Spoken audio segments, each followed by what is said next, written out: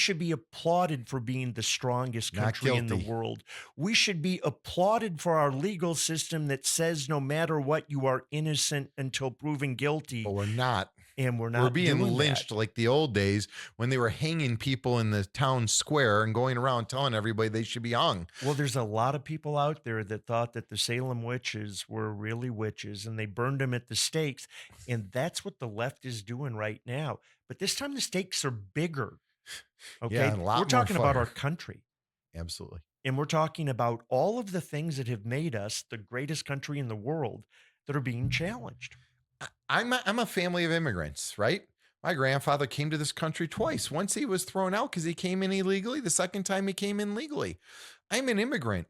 When I get talked to, and I'm out there all the time, and I see all these social media posts that I'm some type of privilege or whatever, my grandfather never spoke English. My grandfather couldn't read. My grandfather walked up and down the street with a cart to feed his family. We were immigrants in this country. Are we the forgotten immigrants? Are the Irish the forgotten immigrants that build a rail system and everything else? Well, I think everybody's had their moment in the bucket. You Absolutely. go back to early America, and the Italians had it tough in New York. The Irish had it tough. The Chinese had it tough. Absolutely. Yes, Black Americans had it tough. Absolutely. And our society's progressed. And the one thing in today's world that threatens us more than anything is the influence of media and social media. The pride, Kevin, it's back to that. You know, when I came, my grandfather came, he threw everything. He almost died both times coming here. And he did it for the American dream. He wanted his kids to have a better life than he had. I don't think our kids today have an American dream. I think here if we were proud about it. We just aren't pro-America. We feel guilty for being successful. But hard work is no longer applauded. You've got more because you earned it is a strike against you versus something that people should aspire to.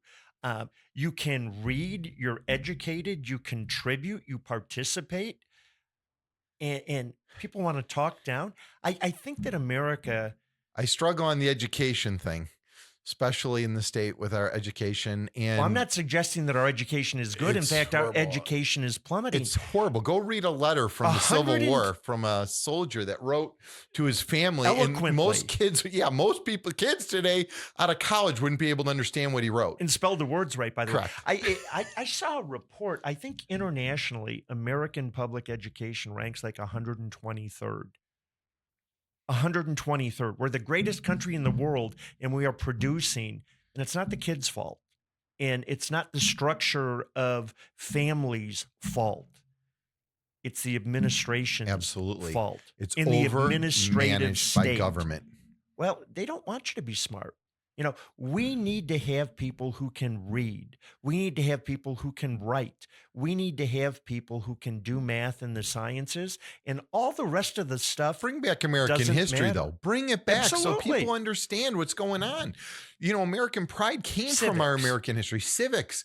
It's almost non-existent. You know, you hear these college students today that are going through college and they're like, I have to write a paper that's liberal leaning or I won't get a 4.0 in my class. My daughter just experienced that at what I happen to think is the best university in Michigan, Michigan State, I might add. There are those at U of M. I have two kids there. Yeah, there you go. Go green, go green, white. Go white.